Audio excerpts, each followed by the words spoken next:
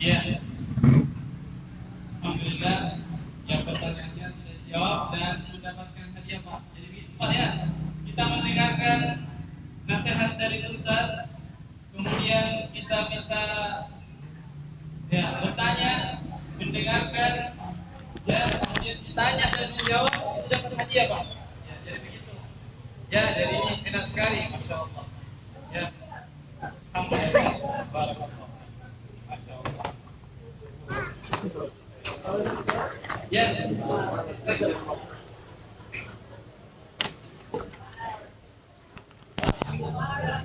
Halo. Pakai kayak gitu MC-nya. Pakai kayak gitu? Iya. Ya, kemudian Sebentar ada kasih. Sebutkan satu nama orang sahabat ya. Nabi sallallahu alaihi wasallam ya. Sahabat Nabi kita Muhammad sallallahu alaihi wasallam, Pak. Ya. Ya. Ali bin Abi Thalib. Ya, coba pakai mic.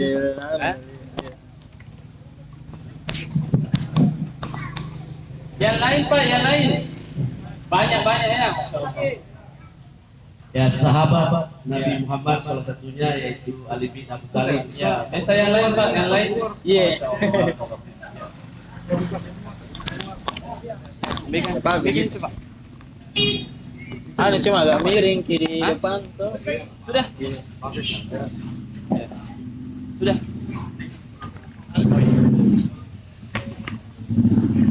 Ya, alhamdulillah sudah hadir di sini dengan kita Ustaz ya, sudah mau naik.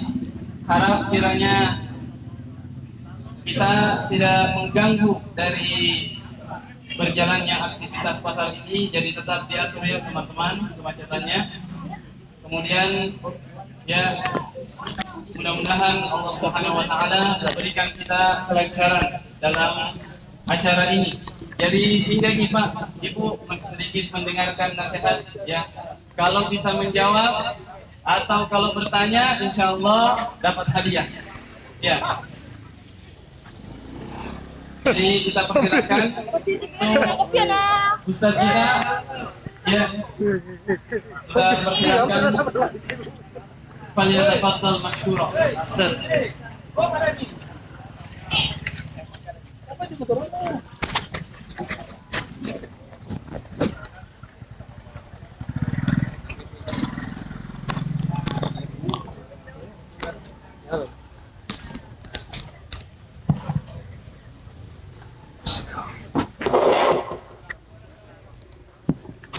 Pasang dulu Ustaz.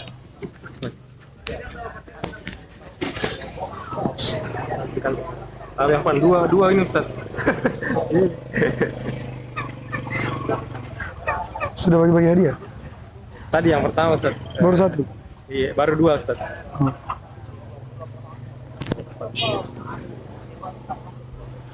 Bismillahirrahmanirrahim. Assalamualaikum warahmatullahi wabarakatuh. Alhamdulillah. Wassalatu wassalamu ala Rasulillah. Wa asyhadu an la ilaha illallah wahdahu la syarika lah.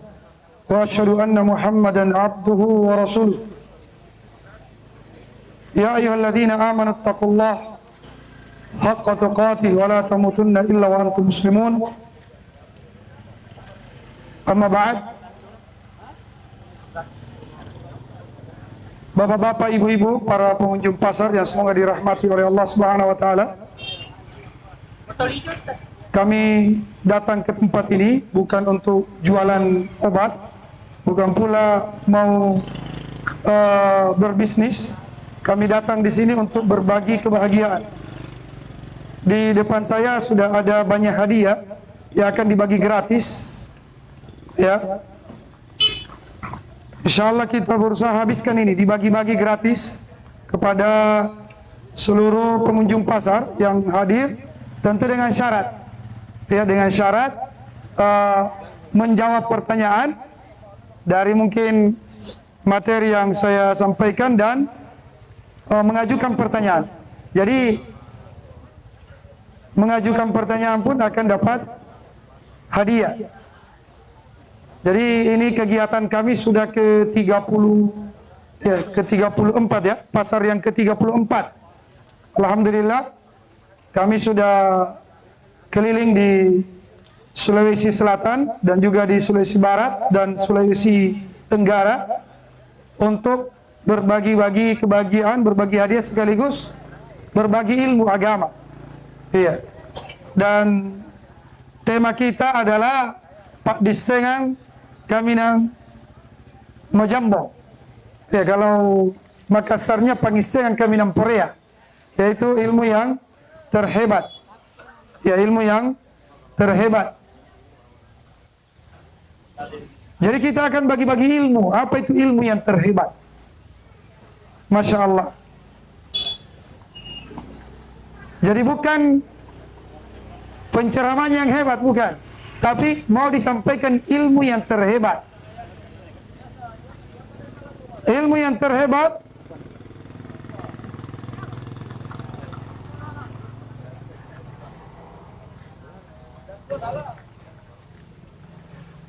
ilmu yang menyebabkan seseorang bahagia di dunia dan di akhirat. Ilmu yang menjadi sumber keselamatan dunia dan akhirat. Itu ilmu yang terhebat, yang mana di dalam agama kita, di dalam Islam ini dijelaskan secara detail.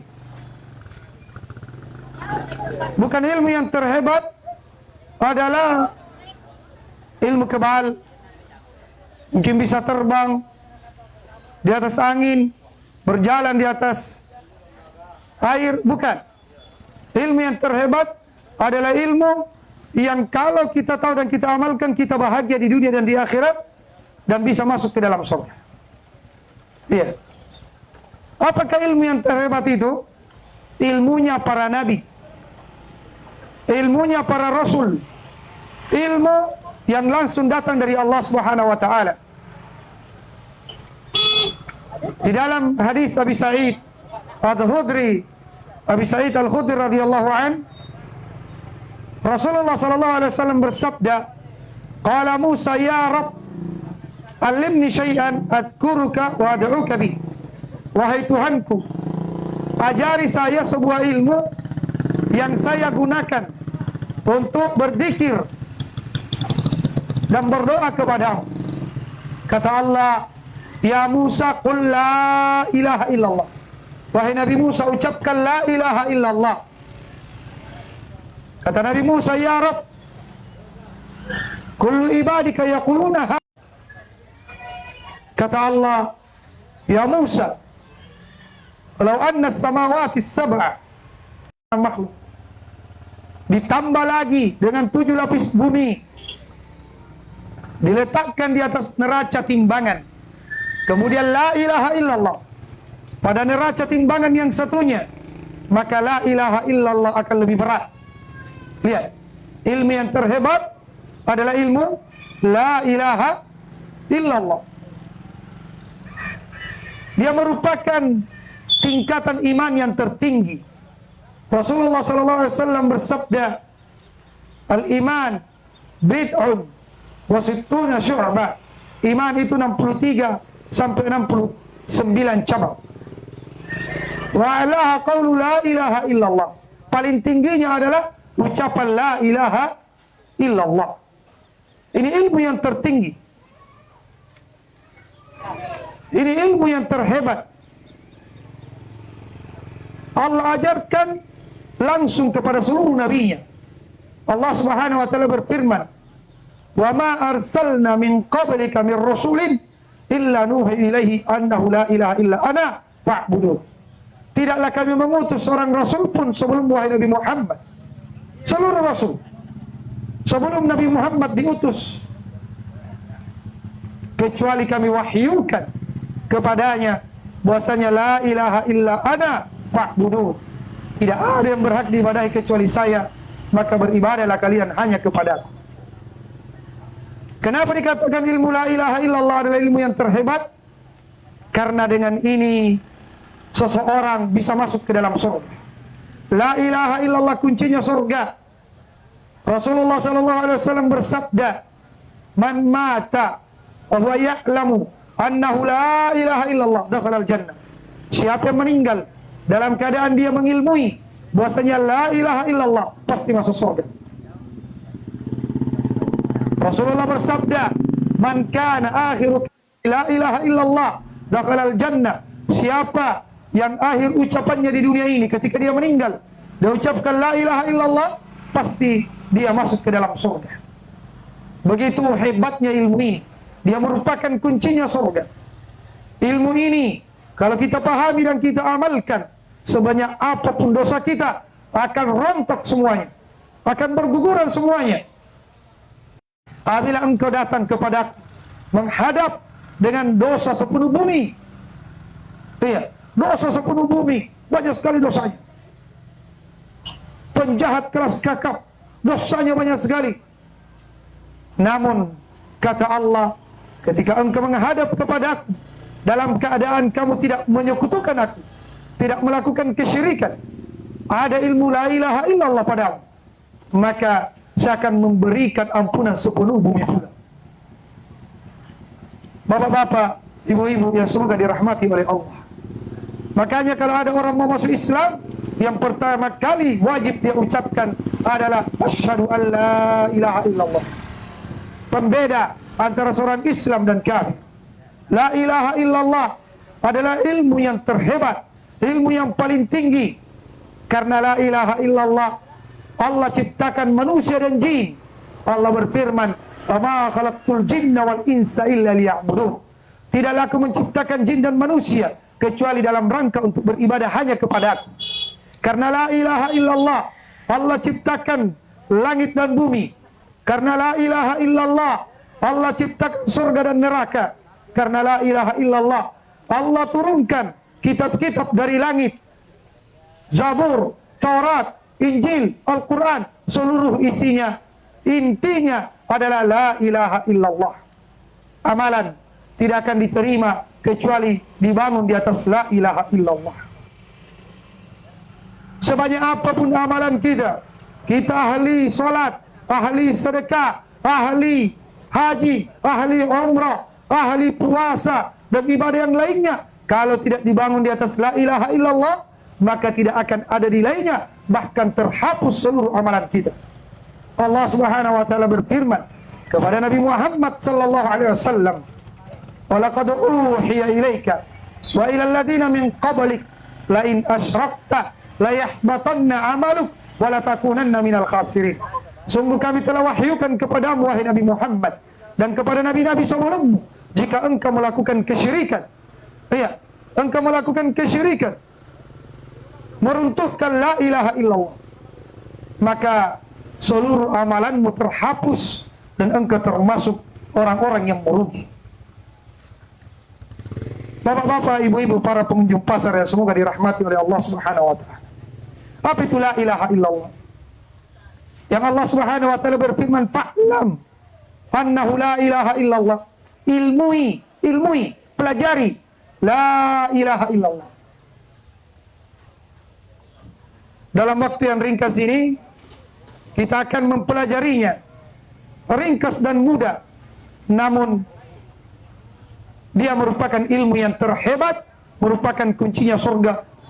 ilmunya para nabi dan rasul. La ilaha illallah. Ini terdiri dari dua rukun. La ilaha. La ilaha artinya kita tolak, kita hindari, kita jauhi, kita buang, kita ingkari seluruh sesembahan yang disembah selain Allah Subhanahu wa taala. La ilaha.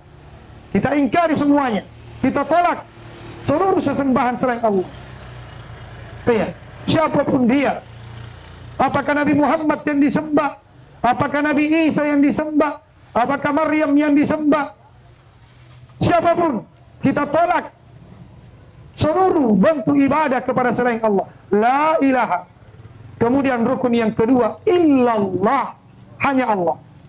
Hanya Allah satu-satunya kita tetapkan. Tidak ada yang lain.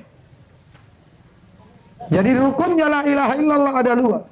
La ilaha artinya kita menolak, kita mengingkari, kita membuang jauh-jauh seluruh sesembahan selain Allah. Apakah bentuknya? Ya, yang disembah adalah jin, pohon-pohon besar, tempat-tempat keramat, bocok-bocok, arajan, ya, jimat-jimat, seluruhnya yang disembah selain Allah kita ingkari, kita tolak.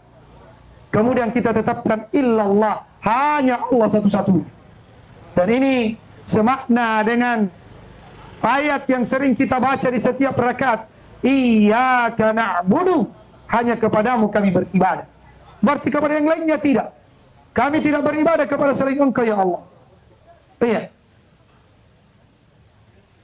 La ilaha illallah. Maknanya Allah sebutkan di dalam ayat yang lain. Dzalika bi anna Allah huwal haq wa anna ma yad'una min dunihi huwal batil. Yang demikian itu karena Allah lah yang hak satu-satunya. Selain dari Allah yang mereka seru, yang mereka ibadahi adalah batil semuanya. Ya. Maka orang yang mengucapkan la ilaha illallah bukan sekadar di lisan, wajib dia yakini dalam hati bahwasanya tidak ada yang berhak diibadahi kecuali Allah, dan dia buktikan dengan anggota badannya. Seluruh bentuk ibadahnya tidak ada yang dia berikan kecuali hanya kepada Allah semata. Itu baru benar la ilaha illallahnya. Bukan cuma di lisan kita ucapkan la ilaha illallah, kemudian di hati kita masih berkeyakinan ada yang berhak mendapatkan ibadah selain Allah. Kemudian di dalam amalan kita masih praktekkan bentuk-bentuk ibadah kita berikan kepada selain Allah. Ini belum benar syahadatnya, belum benar la ilaha illallah, belum benar ilmunya. Iya. Apa itu ibadah? Apa itu ibadah jemaah sekalian? Yang wajib kita serahkan hanya untuk Allah semata sebagai implementasi dan pembuktian dari la ilaha illallah. La ilaha illallah, la ma'budu bihaqqin illallah. Tidak ada yang berhak diibadahi kecuali Allah. Ibadah itu apa? Ismun jami' likulli ma yuhibbuhu Allah wa yardahu minal aqwali wal af'ali ad-dhahir wal batin. Sebuah kalimat yang universal. Segala sesuatu yang Allah cintai dan Allah ridai, yang lahir ataupun yang batin. Amalan, ucapan yang lahir ataupun yang batin, ketika Allah perintahkan, berarti itu ibadah. Allah puji pelakunya, Allah ancam orang yang meninggalkannya, Allah siapkan pahala bagi orang yang melakukannya. Ini berarti ibadah. Salat adalah ibadah. Allah berfirman, "Fasholli li rabbika wanhar." Salatlah karena Tuhanmu dan menyembelihlah. Maka tidak boleh kita salat untuk manusia. Iya. Siapa yang salat untuk manusia, maka rusak syahadatnya, rusak la ilaha illallah. Wanhar, dan menyembelihlah. Menyembelih adalah ibadah. Siapa yang menyembelih di tempat-tempat keramat, ketika beli mobil baru, kemudian dia menyembelih ayam karena keyakinan bisa menolak bala, maka ini batal la ilaha illallahnya. Dia telah berdusta mengatakan iyyaka na'budu, hanya kepadamu ya Allah kami beribadah. Dia telah memberikan satu bentuk ibadah, yaitu menyembelih kepada selain Allah Subhanahu wa taala. Ketika ada keluarganya yang sakit, kemudian jinnya mengatakan, saya tidak akan keluar sampai kamu menyembelih ayam putih di tempat ini, di tempat itu, di sungai ini, di pohon ini, di kuburan ini. Kemudian dia lakukan, dia ikuti, maka sungguh dia telah berdusta di dalam ucapannya. Dia mengatakan iyyaka na'budu, saya hanya beribadah kepadamu ya Allah. Dia telah memberikan bentuk ibadah kepada selain Allah, yaitu menyembelih. Menyembelih adalah ibadah.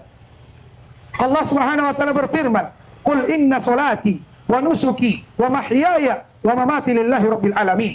Katakanlah, sesungguhnya salatku, sesembelihanku, hidup dan matiku semata karena Allah. Dan Nabi SAW bersabda, la'anallahu man dhabaha li ghairillah. Allah melaknat orang yang menyembelih selain Allah Subhanahu wa taala. Maka bapak-bapak dan ibu-ibu sekalian, para pengunjung pasar yang sudah mengucapkan la ilaha illallah, jangan sekali-kali menyembelih untuk selain Allah Subhanahu wa taala. Jangan sekali-kali menyembelih di tempat keramat, menyembelih dan mempersembahkan sesajian kepada jin-jin, kepada siapapun, kecuali hanya untuk Allah Subhanahu wa taala. Kemudian di antara contoh ibadah yang lain yang Allah cintai, yang Allah perintahkan adalah berdoa. Allah Subhanahu wa taala berfirman, "Ud'uni astajib lakum." Berdoa kalian kepadaku, maka akan aku kabulkan. Kalau kita sudah mengucapkan la ilaha illallah, maka tidak boleh kita berdoa kepada selain Allah Subhanahu wa taala. Jangan mengatakan, ya malaikat Jibril, selamatkan kami. Ya Syekh Abdul Qadir Jailani, selamatkan kami. Dia harus menabur beras kuning atau yang lainnya di tempat yang dia mungkin pernah kecelakaan di jalan tersebut, atau di tempat-tempat keramat yang lainnya, karena takut jangan sampai ditimpakan musibah, takut jinnya ikut kepada dia. Ini adalah rasa takut yang bentuknya adalah ibadah, tidak boleh diserahkan kecuali hanya untuk Allah Subhanahu wa taala. Di antara bentuk ibadah yang lainnya adalah tawakal. Tawakal yaitu penyandaran, keyakinan hati bahwasanya seluruh manfaat tidak datang kecuali dari Allah, dan seluruh madarat tidak bisa terangkat kecuali dengan izin Allah Subhanahu wa taala. Orang yang mengucapkan la ilaha illallah tidak boleh menyandarkan hatinya kepada jimat-jimat, tidak boleh menyandarkan hatinya kepada selain Allah Subhanahu wa taala. Wajib dia sandarkan seluruh manfaat yang dia ingin raih, madarat yang ingin dia tolak hanya kepada Allah Subhanahu wa taala. Bapak-bapak, ibu-ibu, para pengunjung pasar yang semoga dirahmati oleh Allah Subhanahu wa taala. Di antara bentuk ibadah yang lainnya adalah bernadar. Nadar adalah ibadah. Yufuna bin nadri. Allah memuji orang-orang yang menunaikan nadarnya. Adapun bernadar di kuburan, bernadar di tempat-tempat keramat, dia katakan, kalau lulus anakku, kalau berhasil usahaku, saya akan datang ke sini, akan melakukan ritual ini, melepaskan ayam, melepaskan kambing. Ini adalah bentuk ibadah diberikan kepada selain Allah Subhanahu wa taala dan bertentangan dengan la ilaha illallah. Bapak-bapak, ibu-ibu sekalian yang semoga dirahmati oleh Allah Subhanahu wa taala, ilmu ini adalah ilmu yang paling penting untuk kita pelajari. Siapa yang meninggalkannya, maka sungguh dia akan celaka di dunia dan di akhirat. Siapa yang tidak memahami ilmu la ilaha illallah dan melakukan lawan daripada la ilaha illallah, yaitu kesyirikan, yang menduakan Allah, dia memberikan apa yang merupakan khusus hak Allah Subhanahu wa taala, hak khusus Allah dia berikan kepada selain Allah, ini adalah kesyirikan, lawan daripada tauhid, lawan daripada la ilaha illallah. Siapa yang jatuh di dalamnya, maka haram baginya masuk ke dalam surga. Allah Subhanahu wa taala berfirman, innahu man yusyrik billah faqad harramallahu alaihi al-jannah wa ma'wahu an-nar wa ma lidh-dhalimin min ansar. Sesungguhnya siapa yang menyekutukan Allah, siapa yang menduakan Allah, dia berikan ibadah kepada selain Allah Subhanahu wa taala, maka Allah haramkan baginya masuk ke dalam surga, tempat kembalinya adalah neraka, tidak ada penolong bagi orang-orang yang melakukan qadhariyah. Kesyirikan merupakan kejahatan yang terbesar, dosa yang paling besar. Inna syirka la dzulmun adzim.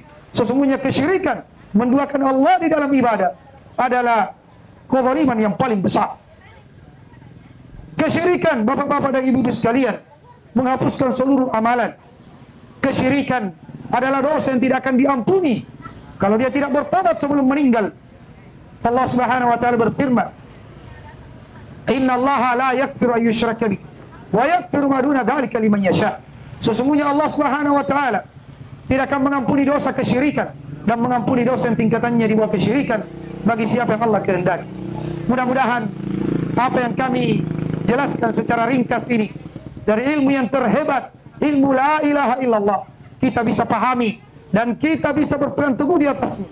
Kita amalkan baik-baik, kita jaga tauhid kita jaga kalimat la ilaha illallah sampai kita berjumpa dengan Allah Subhanahu wa taala dalam keadaan kita tidak menyekutukan Allah sedikit pun.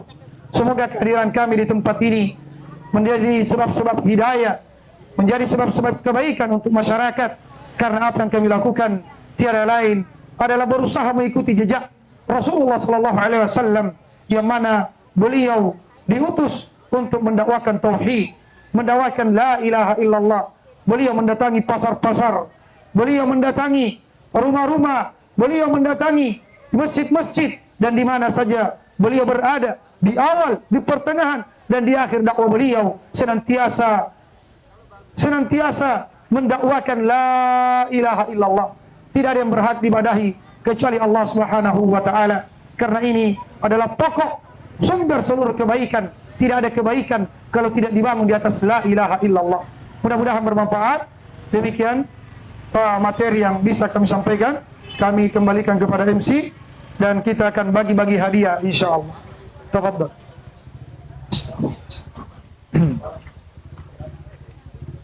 Ya, alhamdulillah sudah kita dengarkan tadi demikian nasihat dari Ustadz kita, dan alhamdulillah acara selanjutnya adalah acara bagi-bagi hadiah yang kita akan berikan kepada yang bisa menjawab pertanyaan yang menjawab pertanyaan dan mau bertanya, bisa bertanya Allah berkaitan dengan materi kita, ya. Pertanyaan Ya, jadi yang pertama saya dulu yang bertanya. Oh iya. Iya. Siapa yang mau menjawab? Angkat tangan Ki. Dapat Ki hadiah. Yang mau menjawab atau saya lemparkan dulu pertanyaannya? Iya, saya bertanya. Siapa yang bisa sebutkan apa itu padisengan Kaminang Majambo? Silakan. Kasih dulu mic. Sebutkan passwordnya, sebutkan namanya, ya, namanya, kemudian alamatnya di mana Pak? Silakan. Bismillahirrahmanirrahim. Assalamualaikum warahmatullahi wabarakatuh. Waalaikumsalam warahmatullahi wabarakatuh. Nama saya Rahmat, tinggal di Belopa. Masya Allah, Pak Rahmat tinggal di Belopa. Silakan, apa jawabannya? Dengan menyebut la ilaha illallah. Iya. Jadi ilmu yang terhebat Pak Disenan Kaminan Majambong, ya, Pangisengan Kaminan Korea adalah la ilaha illallah. Sebagaimana hadisnya Nabi Musa tadi, ya. La ilaha illallah. Jadi bukan sekadar diucapkan, ya, tapi diyakini di hati dan dibuktikan dengan anggota badan. Kasih hadiah, kasih tiga hadiah. Iya, kasih beda-beda. Ya.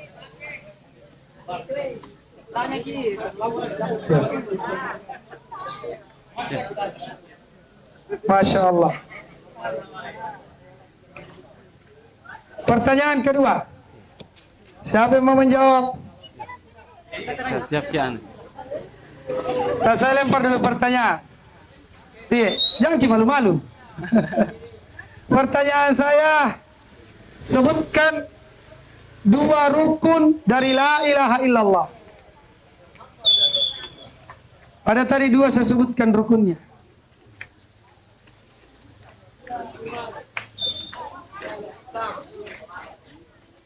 Tidak ada yang bisa jawab, saya ganti pertanyaannya. Pertanyaannya, apa makna dari la ilaha illallah?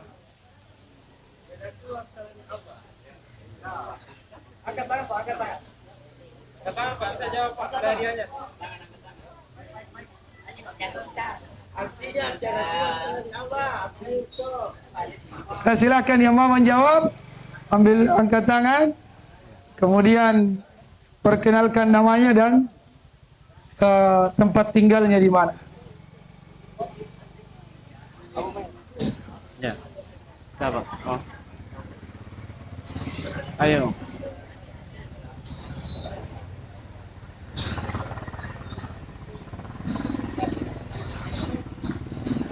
Ya, silakan. Ada. Jangan malu-malu. Ya.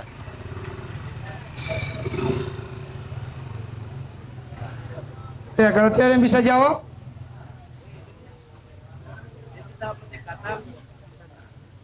Ya, ya. kita beralih pada pertanyaan ketiga. Iya.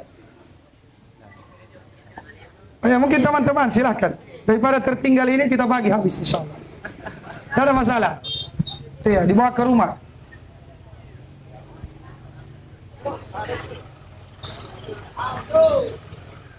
Iya. Pertanyaan ketiga.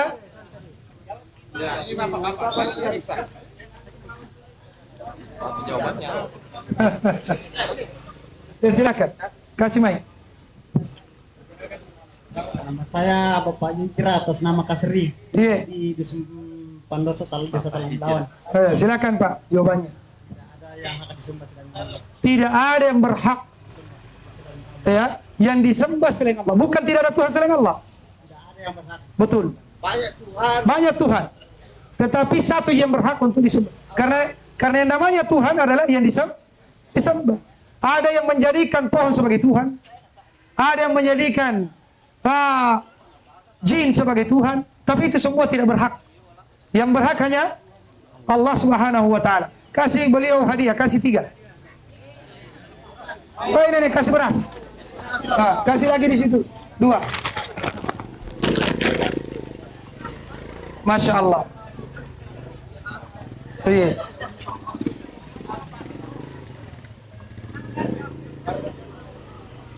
Alhamdulillah. Iya. Pertanyaan saya, siapa yang bisa menyebutkan salah satu contoh praktek kesyirikan yang masih biasa terjadi?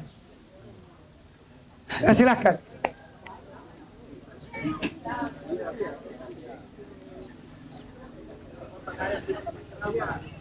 Ya, tapi Pak Ustaz, nama saya Pak Sodar Mawangsa, tinggal di Belopa. Masya Allah, silakan Pak Basudar. Salah satu contoh kesyirikan atau kemusyrikan menurut saya yaitu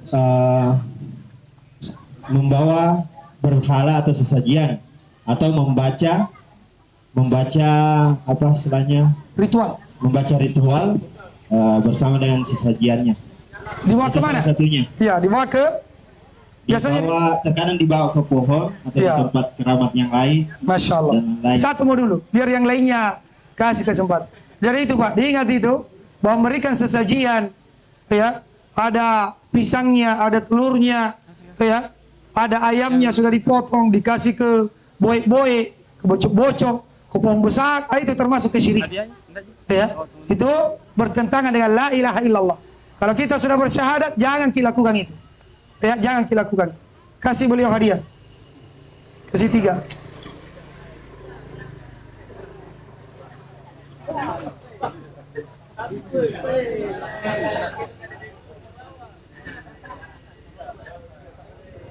Masya Allah.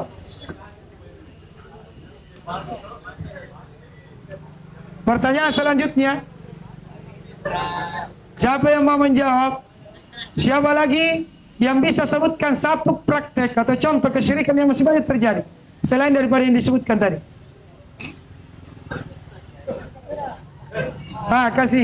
Kasih mic orang tua kita. Iya.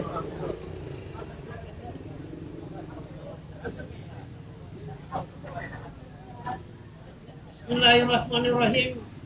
Assalamualaikum warahmatullahi wabarakatuh. Waalaikumsalam warahmatullahi wabarakatuh. Saya bernama Anas Kardo, orang dari Desa Samka, Kecamatan Pajo. Masya Allah. Silakan Pak. Yang kesyirikan yaitu menyembah batu atau menyembah pohon-pohonan. Iya. Seperti apa menyembahnya? Seperti apa dia lakukan? Batu-batu di kayu itu membawa Iya. Ya, dia memberikan apa? Sesembelih, dia menyembelih di situ. Sedangkan tadi sudah dijelaskan menyembelih adalah bentuk ibadah. Fasholli li rabbika wanhar. Salatlah karena Tuhanmu dan menyembelihlah. Iya. Kasih beliau hadiah. Satu ini beras. Kasih 3.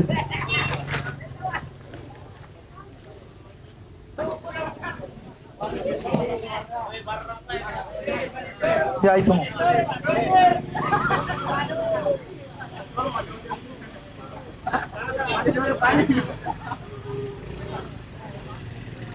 Masya Allah.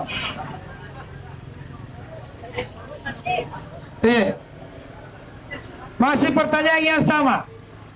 Siapa lagi bisa kasih contoh? Ya, kasih beliau. Contoh yang bukan tadi ya, yang lain lagi contohnya banyak. Iya, nama apa Pak? Dari mana? Nama? Assalamualaikum warahmatullahi wabarakatuh. Waalaikumsalam warahmatullahi wabarakatuh. Nama saya Kamarudin. Pak Kamarudin. Iya. Bukan Simanjunta ya? Dari Lebani. Oh, iya. Lebani. Masya Allah. Iya. Aduh, jawaban saya itu seperti baca-baca, tapi ada ikannya, ada apanya. Untuk anu itu kan termasuk syirik. Iya. Dia kirimkan untuk jin. Untuk jin. Iya. Persembahan. Persembahan. Mudah-mudahan orang dalam sembuh katanya. Iya. Padahal saya bilang, wah, ini syiriknya begini. Iya. Dia bukan kita sampai Tuhan. Saya bilang, buktinya kau kirimkan jin, kau kirimkan apa? Iya. Halusnya dia kirim dia. Iya. Halusnya dia kirim. Iya, termasuk. Ya. Betul jawabannya. Kasih hadiah. Iya. 3.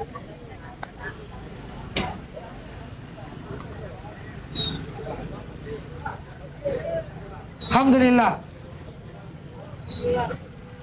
Iya. Mungkin ada yang mau bertanya. Iya. Jangan kita dulu pergi, masih ada ini bagi-bagi hadiah. Ya, Simpan dulu di motor Pak.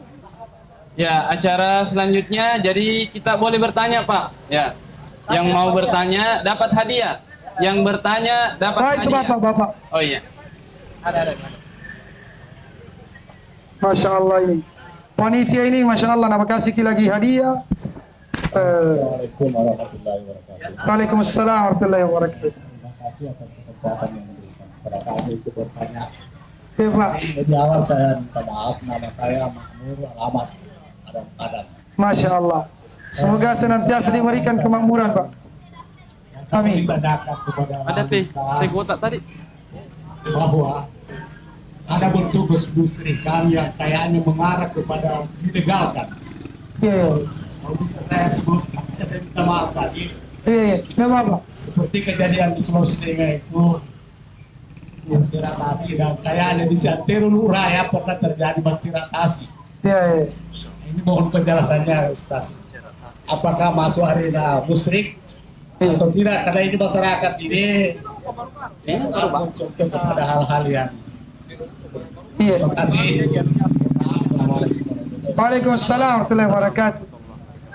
Jadi beliau menanyakan kebiasaan yang sudah dilegalkan atau mungkin dianggap bagian daripada budaya, namun ya sangat nampak dan syarat dengan ritual-ritual ya peribadahan kepada selain Allah Subhanahu wa taala.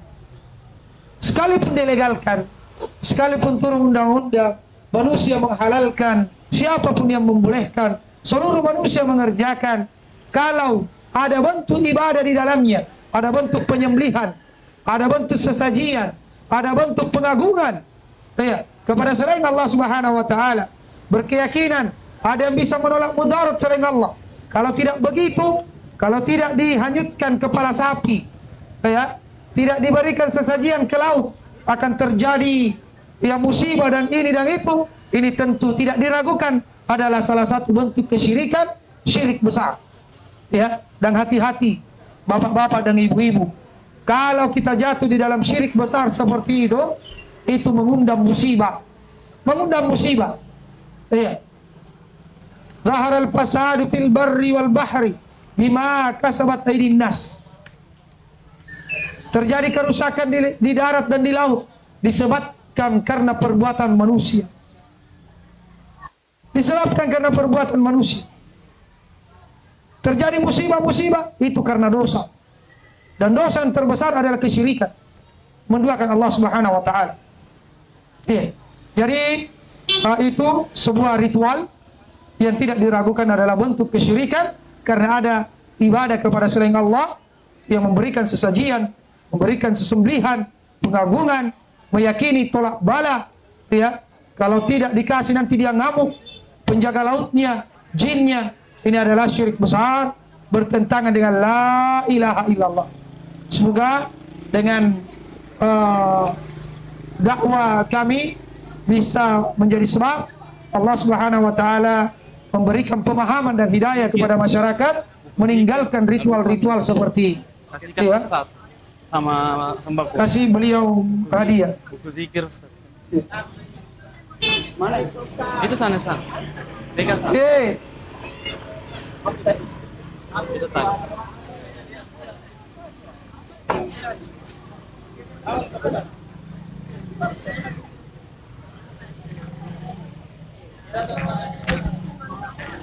Ya, selanjutnya yang masih mau bertanya, Pak. Ya, Ibu-ibu saya yang bertanya mau lagi, saya bertanya. Oh, iya. Siapa yang mau jawab? Apa bahaya kesyirikan? Apa bahaya kesyirikan?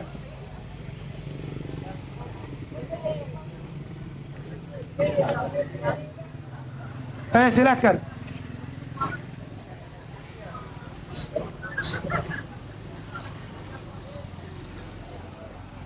Tadi saya sudah sebutkan di ceramah.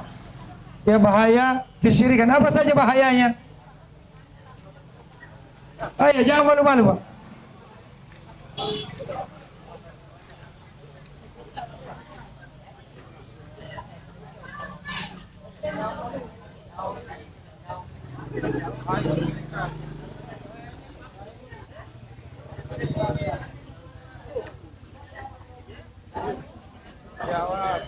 Iya. Silakan, teman-teman mungkin mau menjawab biar habis hadiahnya. Daripada mau pulang. Ya, silakan. Kasih mic.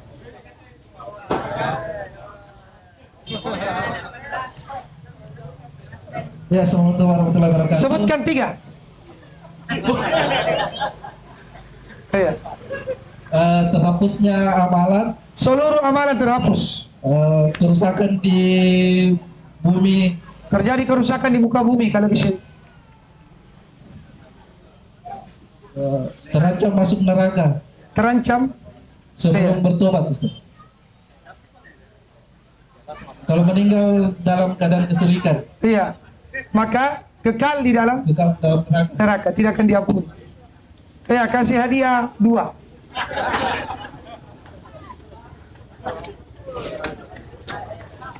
Alhamdulillah.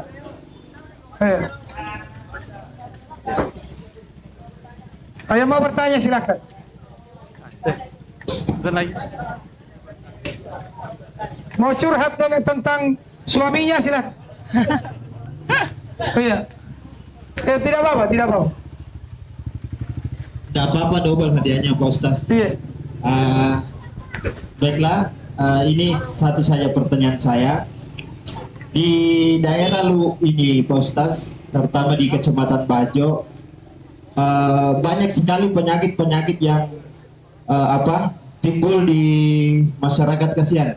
Nah, terkadang kita di orang biasa, kalau misalnya kita sedang sakit, terus diobati dengan rumah sakit tidak ada perubahan, terkadang kita lari ke orang pintar.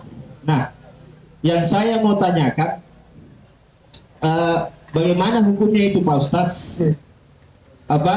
Berobat di orang pintar, terus alhamdulillah hasilnya sembuh. Apakah itu terhitung musyrik atau tidak? Ya, mungkin sementara itu yang Masya Allah. Saya balik bertanya, kalau orang pintarnya sakit larinya kemana? Dokter. Iya, jadi kalau orang pintarnya sakit ternyata larinya kemana? Larinya ke dokter. Berarti yang datang ke orang pintar ini siapa?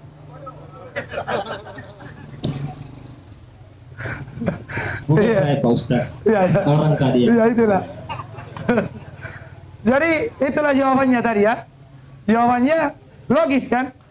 Orang pintar yang dibilang pintar kok kalau sakit larinya ke rumah sakit. Berarti yang datang ke dia ini siapa? Iya. Jadi bapak-bapak dan ibu sekalian, iya. Berobat itu disyariatkan di dalam agama kita. Berobat itu disyariatkan, dibolehkan berobat, bahkan dianjurkan kita berobat. Iya. Namun sesuai dengan aturan agama. Berobat yang dibolehkan kalau tidak ada pelanggaran syariat di dalamnya. Apa itu? Kalau memang ada hubungan sebab akibat. Ya, tidak ada mengandung keharaman.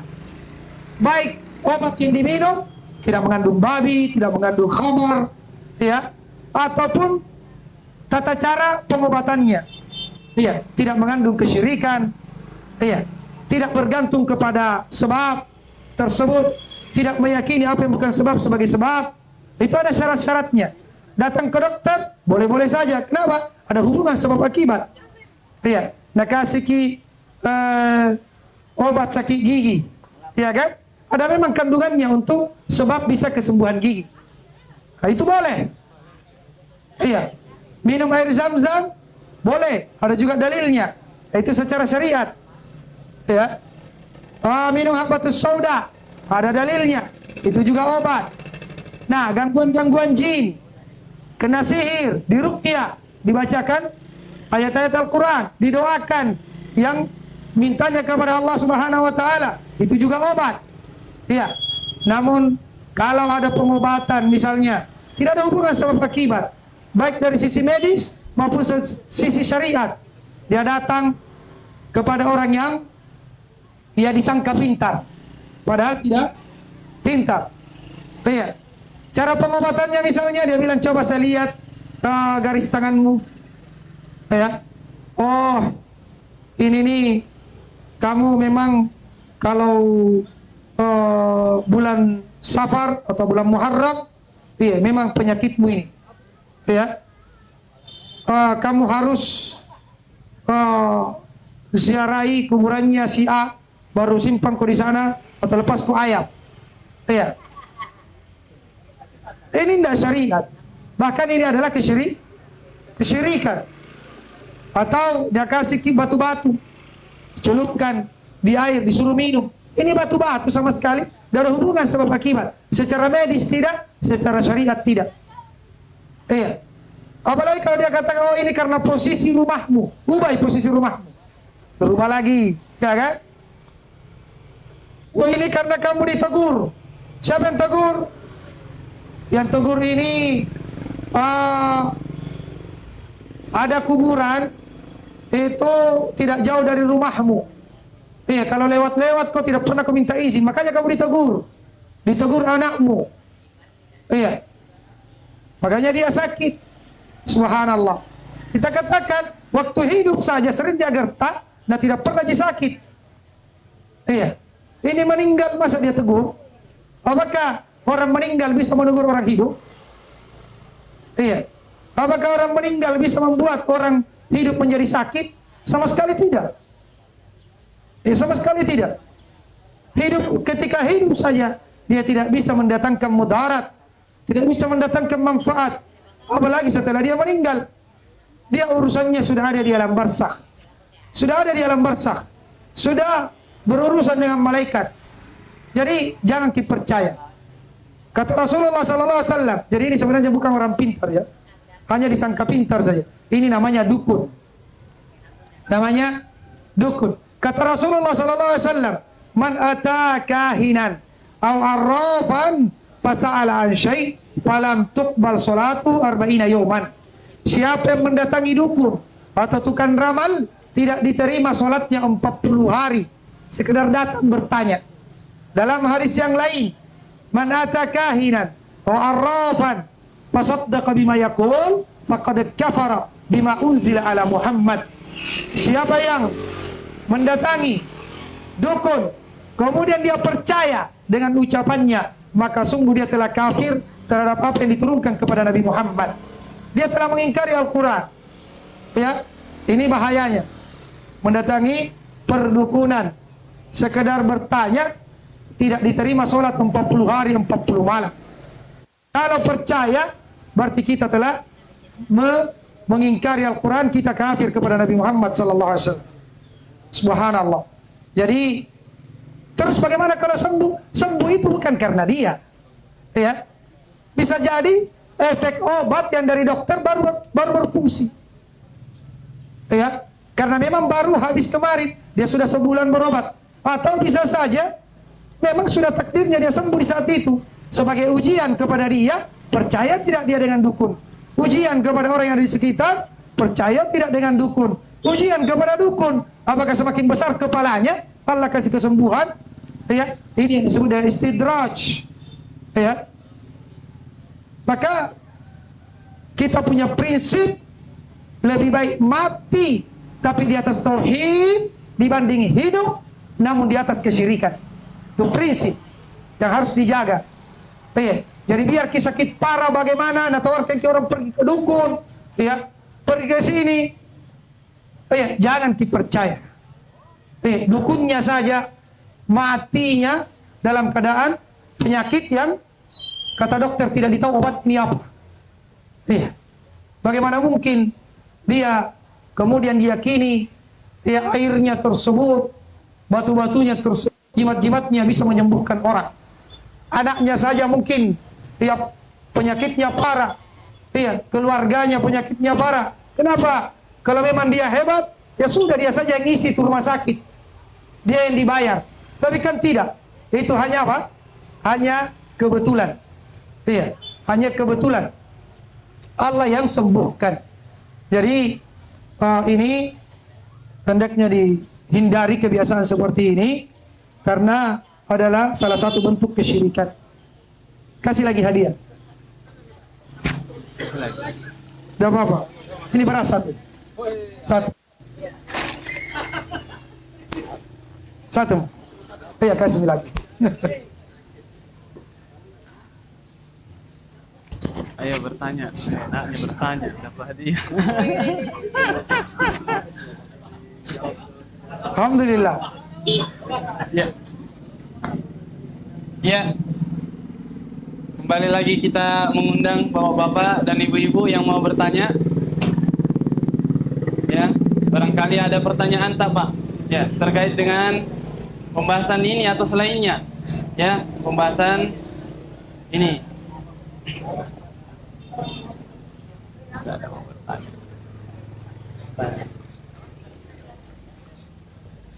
Ya. Ada lagi, Pak? Ya. Oh, ya.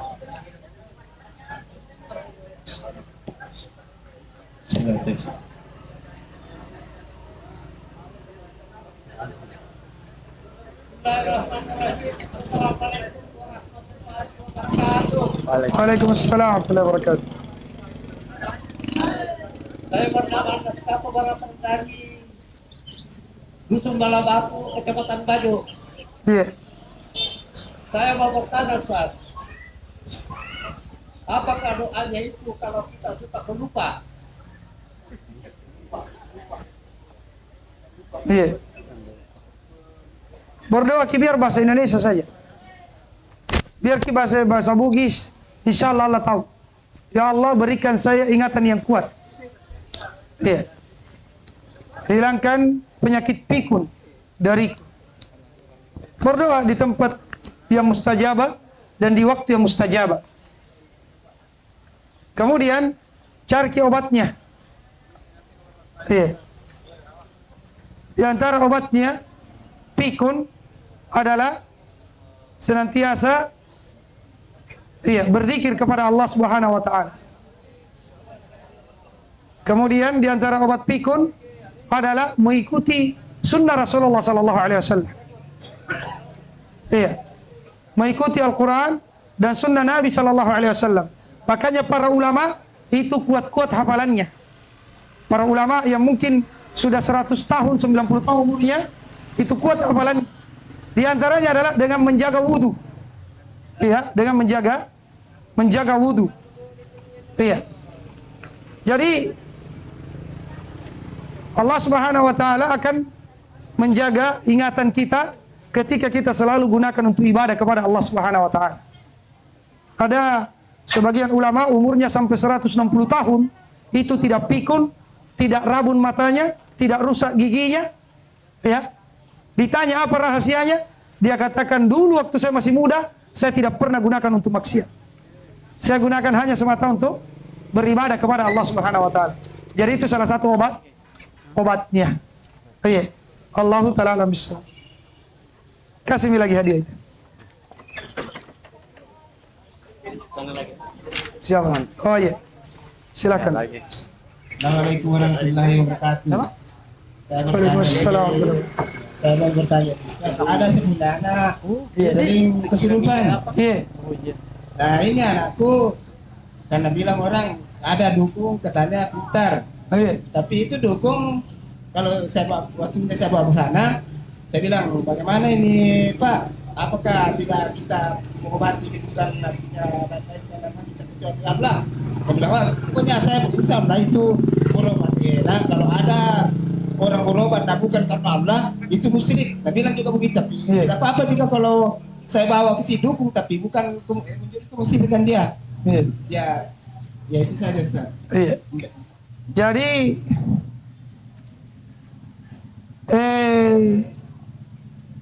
suatu ketika saya pernah ditelepon. Jadi kan saya minta maaf, saya ada travel, saya pengurus umroh dan saya antar orang pergi umroh. Suatu ketika ada yang chat saya, dia kirimkan foto paspor. Iya, dia kirimkan foto paspor, ternyata palsu. Kemudian dia bilang saya mau daftar umroh. Saya ini di atas kapal sekarang, mau segera naik ke darat. Iya, ini saya sudah booking tiket untuk ke Makassar dari Irian. Nah ini saya harus booking sekarang, tapi saya tidak bisa transaksi hari ini. Tolong bantu dibayarkan dulu tiket saya karena ini sudah mepet waktunya. Saya harus berbuat izin. Kemudian saya chat, saya bilang minta maaf. Kita ini sedang menipu saya. Kita ini menipu. Saya tahu ini hanya apa? Hanya tipuan. Dia bilang tidak, saya tidak menipu. Iya, kalaupun saya menipu, saya sumbangkan juga kepada fakir miskin. Saya juga menyumbang kepada anak yatim piatu. Jadi pendusta sekalipun, pembohong sekalipun, tidak ada yang mengatakan saya itu berbohong. Apa dia bilang? Saya ini untuk kebaikan. Tidak ada orang yang menyekutukan Allah melakukan kesyirikan, kemudian dia katakan saya sedang melakukan kesyirikan, saya sedang meminta kepada selain Allah. Tidak ada bisa pernah dapat. Ya, jangankan di zaman sekarang, di zaman dahulu kaum musyrikin yang diperangi oleh Nabi Muhammad SAW ketika dilarang, kenapa kalian datang ke tempat keramat, mendatangi pohon keramat, batu-batu besar? Apa kata mereka? Wa ma na'buduhum illa liqarribuna ila Allahi zulfa. Tidaklah kami beribadah kepada mereka kecuali niat kami supaya kami didekatkan sedekat-dekatnya kepada Allah. Ya, orang musyrikin yang diperangi oleh Rasulullah itu dia bilang saya ini hanya menjadikan ini perantara, tapi ujung-ujungnya Allah juga. Ya. Dan Bapak yang saya hormati dan seluruh pengunjung pasar, praktek kesyirikan dikatakan ini syirik bukan dengan pengakuan siapa? Pengakuan dukun, tapi lihat praktek. Iya, lihat prakteknya. Kalau dia bacakan ayat-ayat Al-Quran, ciri-cirinya ini. Kalau dia bacakan ayat-ayat Al-Quran, dia berdoa kepada Allah dan dia tidak sembunyi doanya. Kalau dia sembunyi, itu butuh dicurigai. Kalau dia baca, ya, Allahumma shfihi anta syafi la shifa illa shifa'u. Shifa'u la yughadiru saqama. Itu doa untuk menghilangkan penyakit. Iya. Allahumma rabban nas, fadbihil bas. Arahkan kita ruqyah. Anaknya kita obati insyaallah. Kita ruqyah dengan ruqyah syariah. Iya.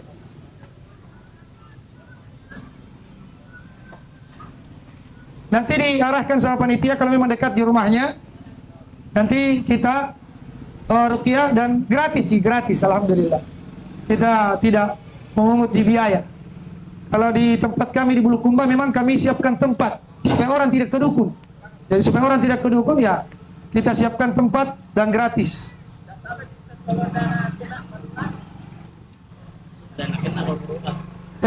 Kalau misalnya sehat Ji, kena langsung diruqyah, enggak apa-apa Ji Ustaz. Enggak apa-apa kalau memang selama ini masih begitu. Iya, masih. Berarti belum sembuh. Kan memang yang namanya gangguan itu kadang-kadang. Iya, betul. Kalau terus-menerus itu bukan gangguan, itu medis. Iya, seperti kayak orang gila, itu kan medis itu. Tapi kalau sekali-kali di waktu tertentu, di tempat tertentu, ya kan? Iya. Nah, itu gangguan non medis, butuh diruqyah. Iya, nanti ketika diruqyah baru bereaksi. Begitu. Iya, waktu saya masuk di sebuah rumah sakit Ustaz, nah bilang dokter, saya bilang, kenapa penyakit apa ini dok? Dia bilang, ini nata lambungnya makin naik, jadi itu lambung. Ya. Kecuali karena itu. Memang ketika akut GERD itu mempengaruhi kepala. Iya, kemudian dan memang ini mirip dengan gangguan. Mirip sekali. Iya, begitu Ustaz. Oh iya, itu medis. Yang penyakit lambung itu mirip sekali dengan apa? Mirip sekali dengan gangguan medis. Dan sakit kepala, kadang terasa panas di bagian belakang, bahkan sampai tingkat berhalusinasi. Melihat sesuatu ternyata tidak.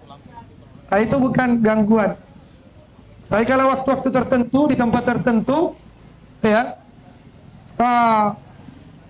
itu gangguan medis. Apa gangguan non medis kalau seperti itu ciri. Tapi kalau disebutkan oleh Bapak, nanti bisa lebih rinci lagi bagaimana keluhannya supaya bisa insyaallah taala kita analisa jenis penyakitnya. Allah taala alam bisawab. Kasih.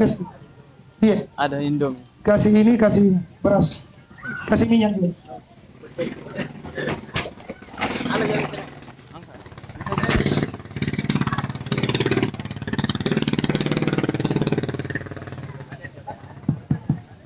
Bismillah. Ustaz,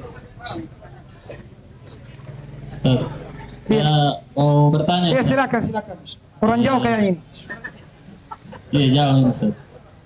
Saya mau bertanya Ustaz, bagaimana itu hukumnya kalau pinjam ke uang 1 juta, Iya. tapi biasa disuruh kasih kembali 1.200.000. Oh iya. Itu pun kalau biasa terlambat, kena juga denda. Iya. Bagaimana itu hukumnya dalam Islam Ustaz? Iya. Rasulullah SAW bersabda, siapa nama tak? Dari mana?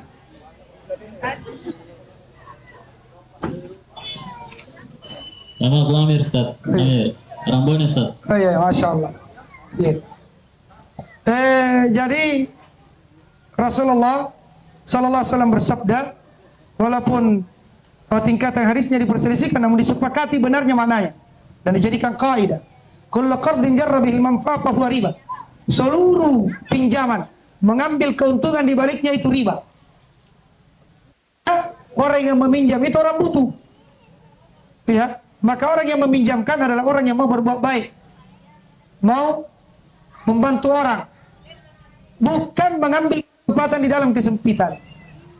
Kapan dia meminjamkan, baru dia mengambil kesempatan, mengambil keuntungan di baliknya, itulah riba. Iya, itu adalah riba. Dia kasih pinjam orang 1 juta. Dia bilang boleh Ji, tapi setiap bulan bayar 10.000. Iya. Bunganya. Nah, itu riba. Riba ini dosanya sangat besar. Terdiri dari 72 cabang. Paling kecilnya seperti menzinahi ibu kandung sendiri. Naudzubillah. Iya, mungkin kalau dibilang ada orang berzina dengan ibunya, gempar satu baju ini. Iya kan? Ibunya. Tapi kalau dibilang ada orang di sana rentenir 1 juta dipinjam, bunganya 100.000, biasa gitu. Iya, kecil lagi. Iya kan? hati-hati, ini riba, yamhaqullahu riba wa yurbis sadaqat. Allah menghancurkan riba dan Allah mensuburkan sedekah. Riba itu tidak ada keberkahannya, hancur orang yang makan riba. Rumahnya bagus, oke. Mobilnya mewah, iya. Pakaiannya Masya Allah rapi, tapi tidak ada yang beres kehidupannya. Ya, tidak ada ketenangan batin.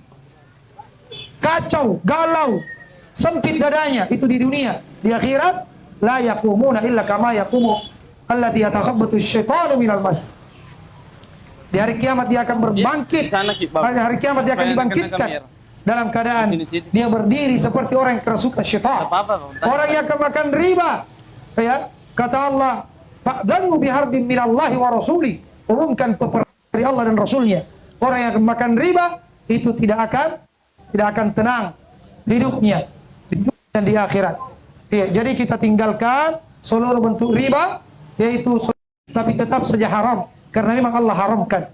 Ya, walaupun niatnya membantu, betul, Anda membantu janda, iya kan? Tapi tidak dinikahi lewat walinya, ya sama saja zina. Walaupun niatnya, saya ini bantu kasihan janda, tidak ada suaminya, tidak ada anaknya, lama tidak ada suaminya, iya tetap saja ada. Itu ada anunya, biskuitnya bisa dia makan-makan di jalan. Iya, itu. Kasih juga minyak tawa untuk istrinya. Kasih 2.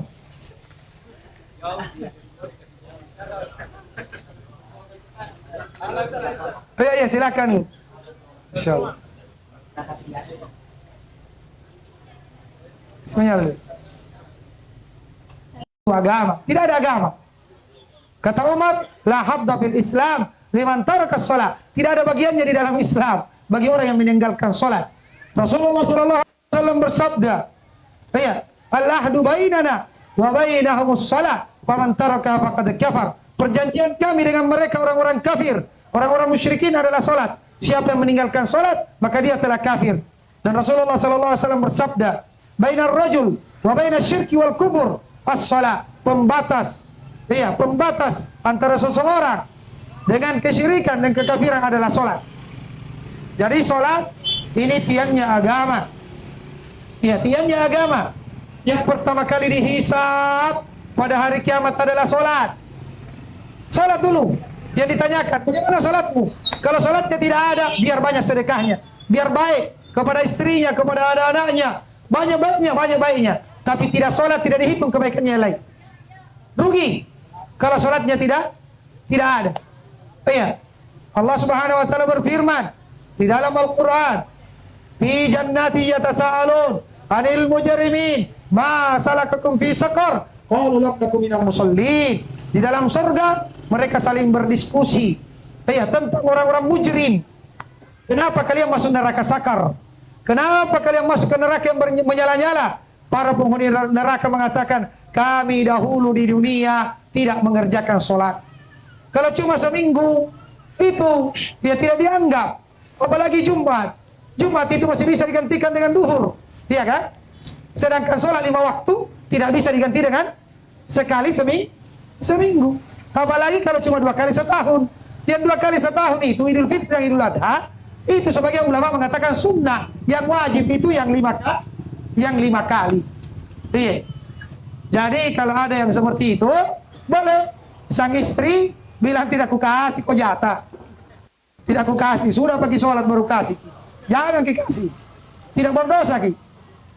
Tidak berdosa ki. Pokoknya biar sakit kepalanya. Ya, jangan ki. Nah, karena itu yang paling penting. Itu bentuk kasih sayang kepada suami. Ya, itu bentuk kasih sayang kepada orang tua, itu bentuk kasih sayang kepada istri, kepada anak. Jaga, cintai mereka dengan mengajak mereka bertobat kepada Allah. Salat itu paling banyak 5 menit, 7 menit, 10 menit. Kita punya waktu dikasih oleh Allah 24 jam. Masa 5 menit tidak bisa kita berdiri, sedangkan main domino kadang sampai 2 jam, digantung lagi baterai di telinga. Iya kan? Sampai tengah malam. Masa sholat 5 menit tidak bisa? Iya. Subhanallah. Dan itu tidak ada keberkahan. dalam keluarga, dalam bisnis, dalam urusan apa saja, kalau kita tinggalkan sholat, tidak ada keberkahan. Maka saya juga ingatkan kepada seluruh penjual di pasar, sebelum berangkat ke pasar, sholat dulu. Jangan sampai jam 4 kita sudah bangun, iya, bukannya sholat tahajud, tapi siapkan jualan ke pasar, tidak sholat subuh. Iya. Tapi insya Allah tidak ada jikapan di sini. Iya. Kalau tiba waktu sholat, kita tutup itu dulu jualan, pergi dulu sholat. Iya. Berkah itu. Tiba waktu sholat berhenti dulu, parkir mobil, masuk di masjid sholat. Berkah hidup kita, tenang, damai. Iya. Ini dunia sementara ji bapak-bapak, ibu-ibu. Biar setengah mati banting tulang cari uang sampai kita tinggalkan sholat, tidak ada kita bawa mati kecuali kain kafan 3 lembar. Iya. Kita banting tulang cari uang, beli tanah, banyak sekali tanah tak. Kalau meninggal 1 kali 2 ji, tanah kita pakai untuk berbaring. Itu saja. Rumah mewah semua ditinggalkan di semuanya. Iya. Mudah-mudahan ini menjadi nasihat untuk kita semua. Masih ada yang mau bertanya? Iya. Iya. Hah? Kasih. Waalaikumsalam warahmatullahi wabarakatuh. Iya. Mau curhat, iya. Tapi jangan lama. Iya. Kalau kan misalnya kan kalau kami Iya. itu ada biasanya semuanya orang mungkin beda-beda. Iya. Tapi sebagian ada yang haid terus. Betul. Bisa sholat Iya. dengan puasa atau bagaimana Ustaz? Iya. Jadi ini pertanyaannya sebenarnya ini termasuk istihadah namanya. Jadi haidnya di luar kebiasaannya. Selama ini mungkin haidnya 7 kali di dalam sebulan. Musim haidnya 7 hari ya. 7 hari bukan 7 kali. 7 hari dalam sebulan. Tiba-tiba KB sampai 2 pekan, sampai 3 pekan. Paling banyak haid itu paling banyak adalah setengah bulan. Lebih dari itu sudah dipastikan itu darah penyakit. Ya. Nah, kalau dia punya kebiasaan haid, ya, dia punya kebiasaan haid, misalnya sekali musim haid dia 7 hari, maka lebih dari 7 hari itu dianggap istihadah, yaitu darah penyakit. Cukup dia bersihkan, kemudian dia sholat, dia puasa, karena tidak dianggap haid. Namun kalau dia tidak memiliki kebiasaan haid, berubah-ubah selama ini, ya, kadang 7, kadang 10, maka yang dinilai adalah ciri-cirinya. Kalau ciri-cirinya persis dengan ciri-ciri darah haid, maka dia tinggalkan sholat, dia tinggalkan puasa. Ya, dia ganti puasanya dan dia tidak ganti sholatnya kalau sudah bersih. Iya. Jadi lihat, kalau punya kebiasaan haid, ikuti saja kebiasaan haid. Lewat dari kebiasaan haid itu dianggap istihadah, yaitu darah penyakit tinggal dibersihkan, mandi besar, kemudian dibersihkan setiap kali hendak sholat. Kemudian kalau tidak punya kebiasaan haid, maka lihat ciri-cirinya. Ya, ada ciri antara darah haid dengan yang bukan. Iya, dari segi kekentalan, dari segi bau. Ya, ketika dia keluar, apakah langsung membeku atau dia encer. Ya, itu dibedakan dan biasanya wanita bisa membedakan. Iya, jadi seperti itu. Allahu ta'ala alam bisawab. Kasih beliau. Iya, ada pertanyaan di situ. Bismillahirrahmanirrahim. Assalamualaikum warahmatullahi wabarakatuh. Waalaikumsalam warahmatullahi wabarakatuh. Syukran Ustaz atas kesempatan yang diberikan saya. Saya ingin bertanya tentang Namanya siapa, dari mana? Ya. Nama. Nama saya Junedi. Ya. Dari? Saya berasal dari Desa Sumabu, Kecamatan Bajo. Iya, silakan. Kita tahu bersama Ustaz bahwa ketika orang melakukan kesyirikan bahwa seluruh amalnya akan terhapus, ya, dan dia diancam dengan api neraka. Namun Ustaz, ya, terkadang di desa atau di kampung-kampung itu masih kental yang namanya kesyirikan. Ya. Salah satunya adalah perdukunan, Ya, terkadang ya kemarin itu ada keluarga saya, dia terkena musibah kehilangan, ya. Kemudian dia mengatakan kepada saya bahwa sekiranya katanya ada orang pintar yang dia tahu, maka dia akan ke situ, karena dia berkeyakinan bahwa orang pintar itu bisa mengembalikan sesuatu barang yang hilang itu. Namun dan jelas-jelas ini adalah suatu kesyirikan. Ya. Yang ingin saya tanya Ustaz, bagaimana kiat-kiat atau cara yang bisa kita lakukan atau kita bisa ajarkan kepada keluarga kita atau saudara-saudara kita, bagaimana caranya supaya kita bisa terhindar dari kesyirikan ini? Karena terkadang Ustaz, kesyirikan ini kadang-kadang kita tidak sadari. Terkadang kita tidak sadari. Ya, biasa spontanitas. Yang ingin saya tanyakan adalah bagaimana caranya atau ilmunya supaya kita bisa terhindar dari kesyirikan ini, mengingat bahwa kesyirikan ini adalah ancamannya adalah neraka jahanam. Nah, mungkin hanya itu yang bisa saya sampaikan Ustaz. Syukran jazakumullahu khairan. Assalamualaikum warahmatullahi wabarakatuh. Waalaikumsalam warahmatullahi wabarakatuh. Wa anta jazakumullahu khairan. Al-Akh Junaidi dari Bajo bertanya tentang kiat-kiat, ya, kiat-kiat untuk bagaimana terhindar dari kesyirikan dan bagaimana upaya supaya keluarga pun terhindar. Yang pertama tentunya adalah dengan berilmu. Dengan berilmu kita harus pelajari apa saja bentuk-bentuk kesyirikan, apa saja bahaya kesyirikan, sehingga kita takut terjatuh di dalamnya, ya, sehingga kemudian kita bisa menghindarinya. Karena kalau kita tidak tahu, ya pasti kita terjatuh. Man lam ya'rifu syarra minal khairi waqa fihi. Siapa yang tidak tahu mana kejelekan dari yang kebaikan, pasti dia jatuh di dalamnya.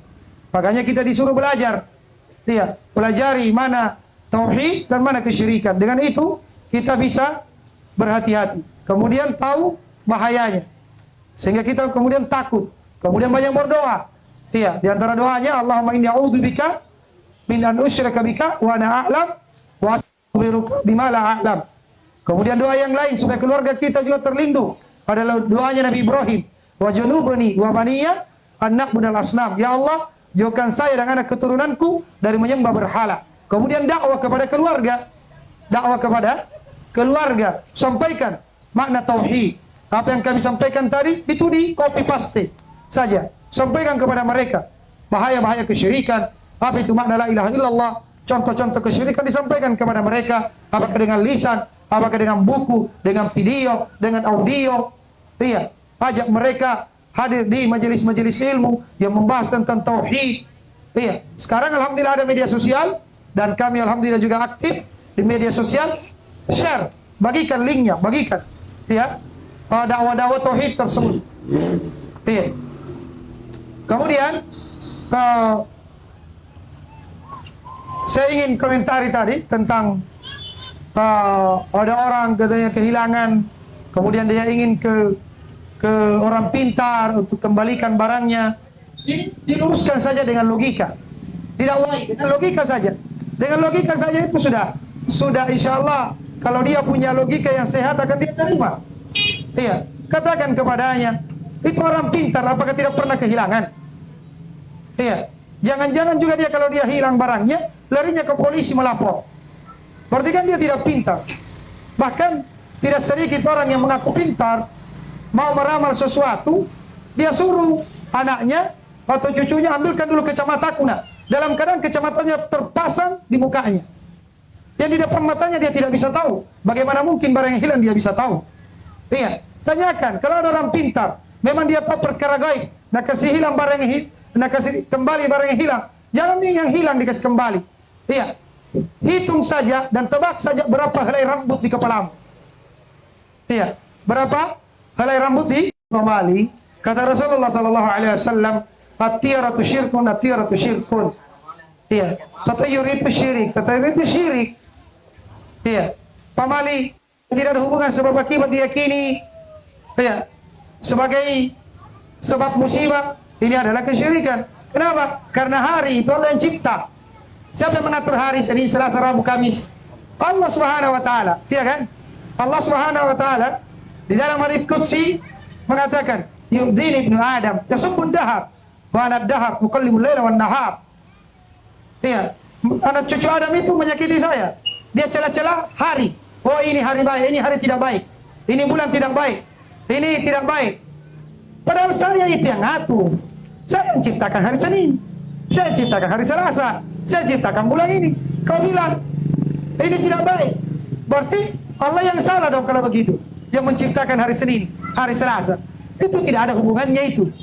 Ya. Kita celaka bukan karena hari. Bisa saja karena anda sedang ngantuk naik motor. Celakalah. Ya, bisa saja karena tidak hati-hati. Bisa saja banyak sebabnya. Tapi Allah sudah takdirkan itu semuanya. Bukan karena hari, karena tidak ada hubungan sebab akibat. Termasuk kesyirikan? Iya, termasuk. Iya. Dan saya kasih kaidah, seluruh yang tidak ada hubungan sebab akibat, baik secara syariat ataupun secara hubungan sebab akibat, diyakini sebagai sebab, diyakini sebagai sebab, maka itu adalah kesyirikan. Iya. Ini penjual ini saya ingin ingatkan sebagai bentuk nasihat dan kasih sayang. Biasa kalau menjual ada ditaruh di bawah jualan. Ya, katanya pelaris. Iya. Itu tidak ada hubungan sebab akibat. Kalau mau laris dagangan tak, bukan begitu caranya. Iya. Pagi-pagi setelah sholat subuh berdoa ki, Allahumma inni as'aluka ilman nafi'a wa rizqan thayyiban wa amalan mutaqabbala. Kemudian buka pintu jendela. Ya, di pagi-pagi. Karena di situ waktu pembagian rezeki. Dibuka jendela, dibuka pintu. Kemudian bangun sholat subuh. Ya, bangun sholat subuh. Iya, jaga zikir pagi. Kemudian ikhlas, keluar dari rumah, baca doa. Bismillahirrahmanirrahim, walallahi wala haula wala quwata illa billah. Sandarkan rezeki kita kepada Allah. Ya, karena orang yang bersandar rezekinya kepada Allah akan diberikan rezeki dari arah yang tidak disangka-sangka. Iya, kemudian jujur ki dalam berdagang. Jujur ki di dalam bisnis. Kalau ada cacatnya, ada rusaknya, bilang ki. Jangan ki iya, oh ini barang bagus, ini barang baru. Ternyata barang lama. Iya, yang di atasnya bagus, yang di bawahnya jelek. Iya, literannya dipukul pantatnya. Iya, baru dia pukul pantatnya ke atas liter, jadi kepok kinahi. Tapi tidak ada insyaallah di sini, ya. Alhamdulillah. Jadi kita jujur, karena kalau jujur di dalam bisnis itu diberkahi usaha tak. Iya, biar ki jualan sederhana tapi berkah. Bisa kinai haji, bisa ki umroh, sehat badan tak, bagus keluarga tak, damai, aman, tetap ki jaga sholat 5 waktu, berkah sudah itu. Biar banyak hasilnya, banyak untungnya, tapi ada penipuan, ada riba, ya, ada jimat-jimat dipakai, ini tidak berkah. Iya, tidak berkah hidup kalau seperti itu, tidak akan berkah usaha, banyak masalah. Iya, jadi ini kami ingatkan nasihat sebagai bentuk kasih sayang kepada seluruh kaum muslimin dan muslimat. Kita hindari seluruh bentuk kesyirikan, termasuk seperti yang disebutkan tadi atau ditanyakan. Allahu ta'ala a'lam bissawab. Ya, terakhir kali. Iya, kasih hadiah. Itu lagi kasih beliau. Satu, ya, silakan. Mia. Waalaikumsalam warahmatullahi wabarakatuh. Ya, Pak Irfan, dari mana Pak Irfan? Dari Desa Kamar. Oh iya. Kamar. Masya Allah, silakan. Bagaimana jadi orang yang haji sholat batikanya tidak sempurna, lainnya tidak sempurna. Masya Allah. Kata beliau, bagaimana hukumnya orang yang sholatnya rajin tapi fatihahnya tidak sempurna? Kalau dia termasuk orang yang ada guru di sekitarnya, ada tempat belajar di sekitarnya, ada yang bisa perbaiki dan dia mampu untuk mendatangi guru tersebut, mampu bertanya, ada waktu, ada pokoknya ada jalan untuk belajar, kemudian dia tidak tempuh, maka tidak sah sholatnya. Berbeda kalau tidak ada yang ngajari, ya, atau memang lidahnya sudah seperti itu, tidak bisa nah perbaiki, tapi sudah tempuh berusaha, kasihan. Nah, itu lain lagi, itu dapat 2 pahala kalau dia sudah berusaha. Tapi kalau tidak ada usaha, ya, nah tahu dia bilang salah dirinya, tidak mau menghitungi belajar, biar mau benar mau salah, biar urusan Allah saja. Yang penting niatku baik. Ini keliru. Ya, karena Al-Fatihah ini rukunnya sholat. Kalau salah Al-Fatihah salah semua sholat tak. Jadi yang paling wajib untuk dipelajari cara bacaan dan makna-maknanya adalah Al-Fatihah karena dia adalah rukunnya sholat, induknya Al-Quran, intinya Al-Quran. Jadi tidak ada kata terlambat untuk belajar. Sekarang kalau tidak bisa kita pergi, di rumah bisa buka saja YouTube, buka Facebook. Banyak orang yang ceramah cara memperbaiki surah Al-Fatihah. Ya, perbaiki sesuai kemampuan. Kalau sudah diusahakan, ternyata lidah tak lipat-lipat, tidak sesuai, tidak masuk, ya itu sudah urusan Allah, karena sudah berusaha. Jadi seperti itu, Allah Ta'ala bisawab. Dan beliau ini penanya terakhir, kasih ini semua hadiah yang ada. Mudah-mudahan pertemuan kita diberkahi. Saya mohon maaf kepada seluruh pengunjung pasar kalau ada kata-kata yang tidak berkenan, ada sikap kami yang mungkin menyakiti. Kami hanya manusia biasa yang tidak lepas dari salah dan dosa. Kami cuma berusaha berbagi kebaikan di tengah masyarakat. Semoga apa yang kami lakukan dan panitia lakukan menjadi pemberat timbangan amalan kami pada hari kiamat. Dan semoga seluruh donatur itu diberikan di dalam keluarganya, di dalam hartanya. Dan semoga pertemuan kita di tempat ini menjadi saksi pada hari kiamat bahwasanya kita telah mendakwakan tauhid, telah belajar tauhid. Semoga dengan itu Allah Subhanahu wa taala memasukkan kita ke dalam surga Firdaus bersama dengan para nabi wasiddiqin wasyuhada wassalihin wa hasuna ulaika rafiqa. Kami kembalikan kepada MC. Allahu taala alam bissawab. Ya, alhamdulillah telah selesai dari pembahasan kita